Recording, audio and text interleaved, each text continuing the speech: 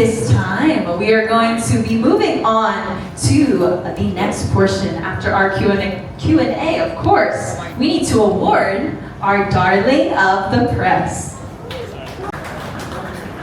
So as they deliberate, I think the anticipation is growing. I think I'll ask Nikki a question while we wait, since she asked me earlier.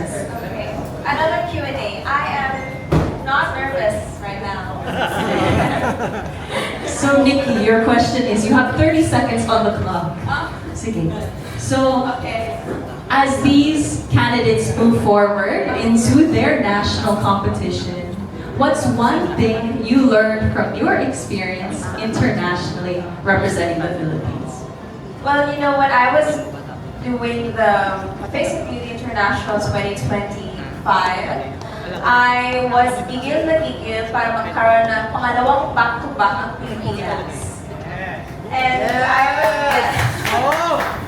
I was doing everything that I could within my power to the point na nakalimutan ko na mag-enjoy. So after the preliminaries, I told myself, you know what, Nikki, this is a once-in-a-lifetime experience. There's a possibility that you might not win. So if you don't win, what will you bring home with you? And I thought my friendships, and I thought that's going to be memories. And that's when I gave up being palaban for the next few days. And I just enjoyed the girls' experience, a new country, a new culture, even a new language. May mga bagong skincare, makeup products pa nga doon eh, di ba? But then, you know, I just enjoyed it. And come coronation night, of course, palaban pa din, but enjoyment is the key. Okay, if you want to win, don't forget to enjoy because it shows on stage the growth and enjoyment, and that's what makes you win. Exactly. You guys hear that? Enjoy your experience, get to know each other, because when are you going to have so many great men from around the Philippines to make friends with, learn from, so truly experience every step of the journey. And at this time, we are so glad to be sponsored by Monarch Montage. So you all will be going home with a little takeaway gift. So enjoy those, prepare for your pageant, utilizing these skincare products. Thank you so much, Monarch Montage, for your generosity. Now, at this time, we will be bringing back none other than the infamous Miss Shandy Monte Carlo Lim to announce our top 3 Darling of the Press. Okay, so this time kasi it's different. Di ba normally, tinatanong natin yung mga press kung sino yung mga darling of the press. Kaso lang minsan kasi, nagkakaroon ng vote buying. So, I don't like that. And Great Man of the Universe Philippines, gusto namin fair. Okay? So, kayo mamimili ngayon with me. And itong ating mga queens kung they will agree. So, we will be picking top 3, okay? Great Man. So, 3. So, wala tayong criteria. Okay? Kung sa tingin natin kung sino yung deserving sa spotlight ng top 3. So we will announce first the second runner-up. The first runner-up, and of course, the Darling of the Press, will receive 10,000 pesos in cash. Okay? So, ibig sabihin from the fashion wear, swimwear, maybe yung performance nila, lahat na package.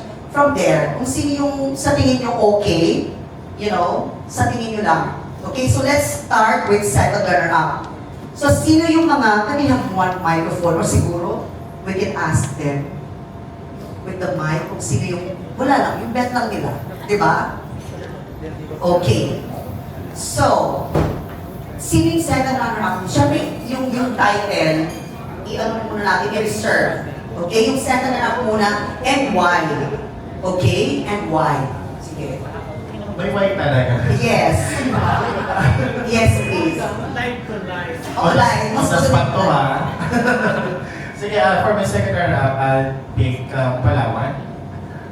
Because yung cause na pinupush niya, yung cultural, because it came from IP community. So, yeah. I really Okay, Palawan. So, agree ba? Kasi iba siguro dito sasabihin nila na si Palawan dapat yung winner. Or first runner-up. Or dapat yung iba. Okay, pass pass the mic. So what did you say na second runner-up daw si Palawan? Baka pwede pang matanggal, baka pwede pang mag-title. Ako din yung mic.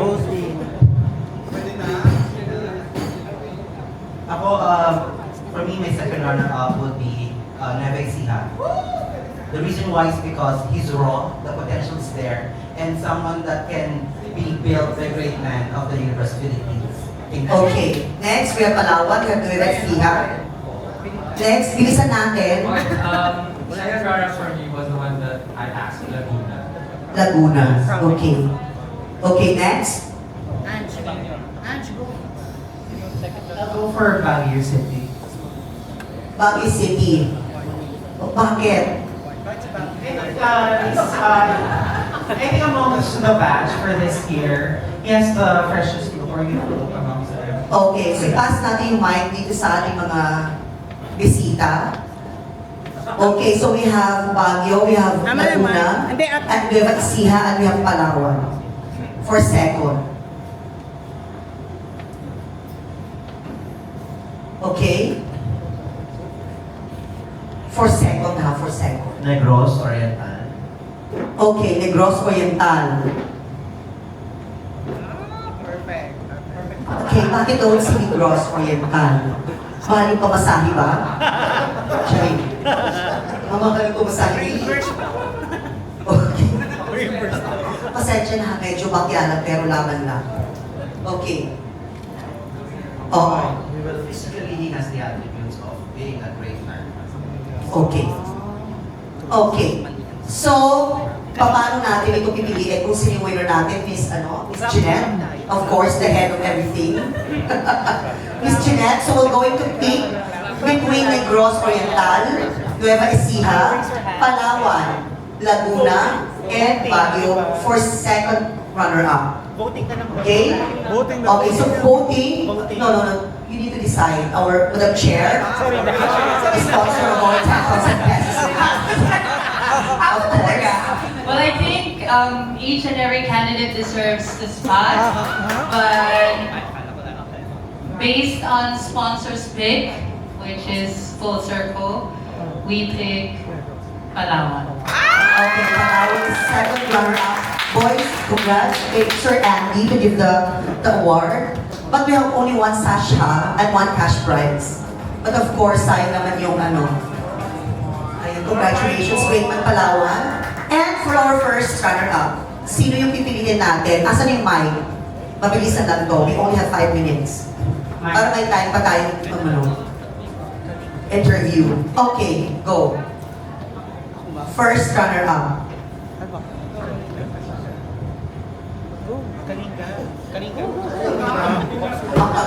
Hello, I think it's Cabanatuan. Yes, yes. I love this answer actually, the Q&A portion. Yes, yes. Next po. Next. I would choose to pick Mr. Pampanga as first runner-up. Then, Pampanga. yes, then nasa kanya na ang lahat. I'll pick Occidental Mindoro. Occidental Mindoro. Next, Quezon Province. Quezon Province. Last. Isa na lang. Ifugao po. Ifugao. Okay. So I have a special guest here. Actually, mga doctors ito sila. Okay, please introduce yourself. Dom. Good afternoon, I am Dr. Azores. They call me Doc A. And of course, the Josa. Pleasant afternoon, everyone. I'm Dr. Rose Nalasco. So, sila yung papapiliin natin ng first runner-up sa kanilang dalawa. So, mag-usap sila. Bigyan natin sila ng 1 minute. Okay, so sa tingin nyo, sino yung mga bets nyo? And why? Gusto ko bang sumagot si Lala?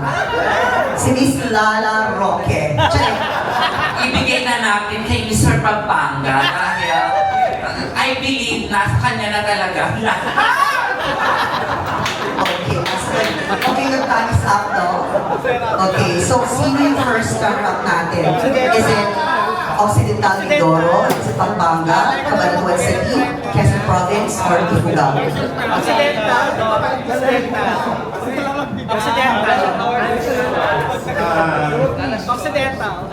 Actually, all of them deserve to be on the first place. But discussing it up with my colleague here, I would rather go with Pampanga. Okay, Pampanga. Okay, congratulations, Sir Andy, please.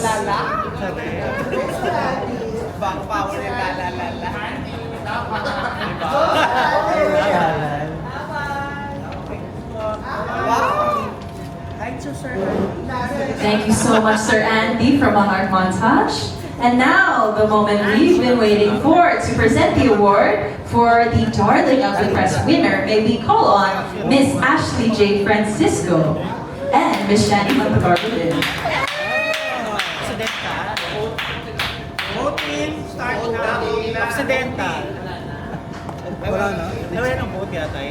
Okay. Akala ko ba si Leo? Yung mamimili ba? Yeah, Leo come. Yes, mamimili na tayo. Leo, yeah. Okay, but sila yung last say later. Okay, so... Yes, please. Last natin si Leo at Ashley, okay? So we'll ask the media first. Sino yung first choice nyo muna? Ako Kalinga. Kalinga. Next. Ang NSCP. Occidental Mindoro, Angeles City. Yes. Quezon Province. Quezon Province. Pakibalik si Nueva Ecija. Nueva Ecija. Sige lang, more. Laguna. Cabanatuan City. Cabanatuan City. Ifugao. Okay, mag-isip tayo po ha. Isa na lang po ang matitira. Isa na lang. Occidental Mindoro. Andito na po si Occidental. Negros Oriental. Negros Oriental.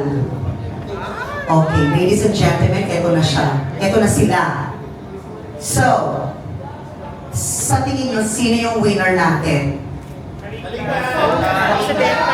Of course, so bahala na si Miss Ashley and si Sir Leo about it. Please come forward dito sa harapan and why. And of course, we're going to announce the winner. Okay. If you can't choose, Leo Consul wins. Oh, really? I'll take the prize. Okay, go. Why don't you get inside? Okay, alright. Occidental.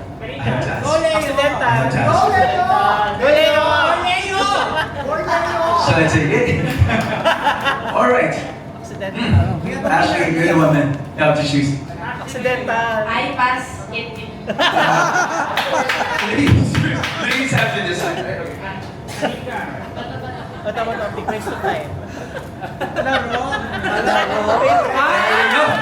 You decide.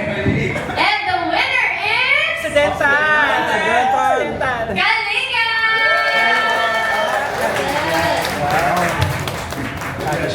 Congratulations to our darling of the press for today, Kalinga, Mr. Clark. Picture na po. Ayan. Thank you everyone for your participation and great job. Yes.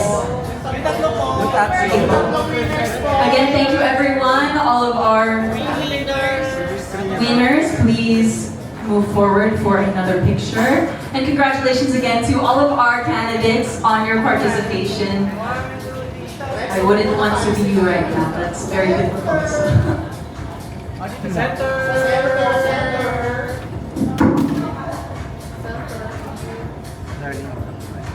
See.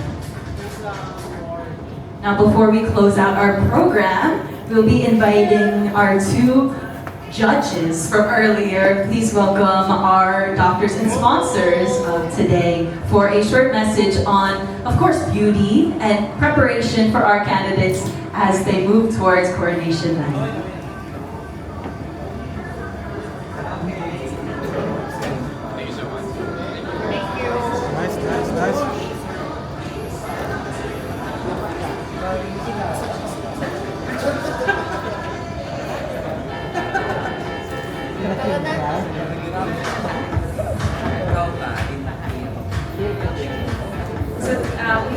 Dr. Rose Velasco and Dr. A.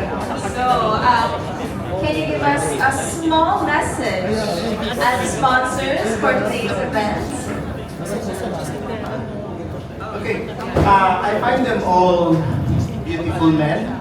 They all have a smile. Some have a little bit of confidence, but I would love you to enhance your confidence because beauty starts from the inside.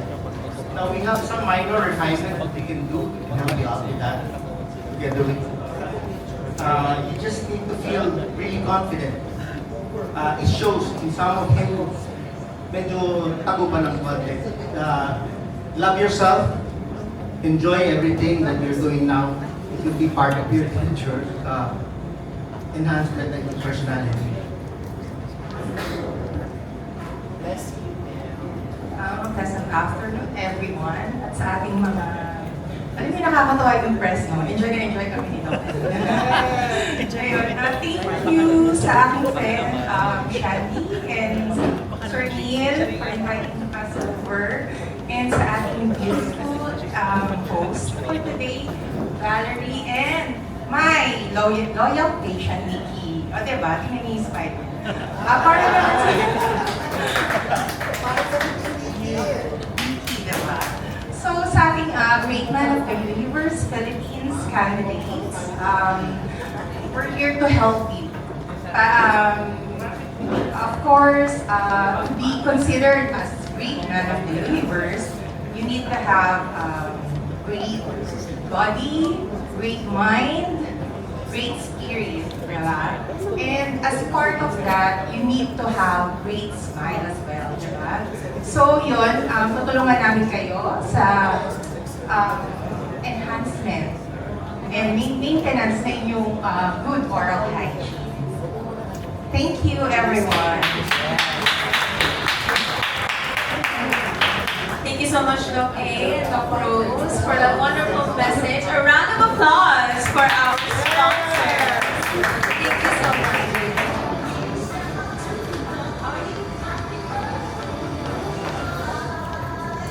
Well, thank you so much for joining us here today. Take your final looks at our official candidates, just our first batch, and look forward to meeting the rest as we move forward. Congratulations again to our darling of the press, and also to all our great men for a successful presentation. Join us soon. Stay tuned on social media for when we announce the official coronation dates of Great Man of the Universe Philippines 2026, because we're only just getting started. This has been Valerie Paola West, Miss Global Philippines 2026. And this is Nikki Buenafit Cheve, Face of Beauty International 2025. I hope you all enjoyed today. Ilan na ba kayo? Ay, hindi ko yung nag-enjoy. Isa pa daw swim sa prom. Ayan. Well, thank you so much to our media partners, sponsors, and guests for being with us today. And you can get ready for that second swimmer round on coronation. Okay, so thank you so much. We'll be having quick photo ops, but we'll be closing the program officially from both of us. Have a great day ahead. Thank you so much. Thank you so much, Dr. And see you soon.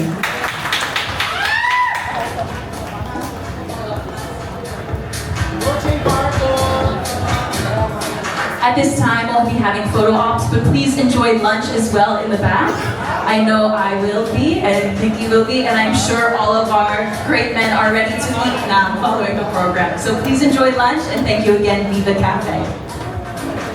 And to all our media friends, while enjoying lunch, you could do your one-on-one interviews with our Great Man 2026.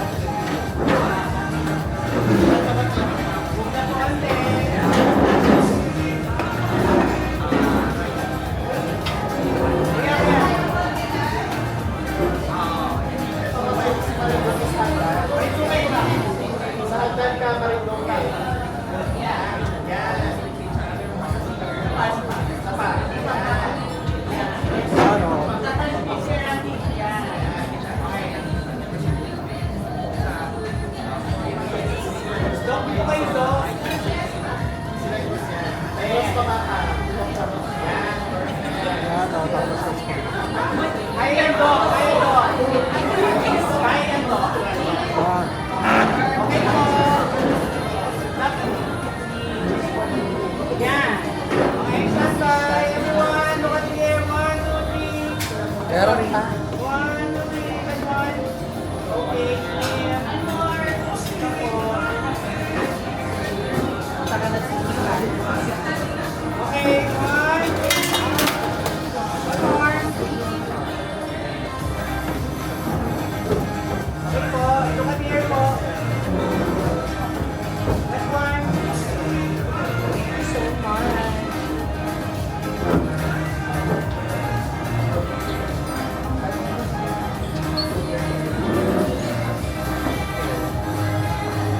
Thank you. Match, please mo na siya. Sabi ko yung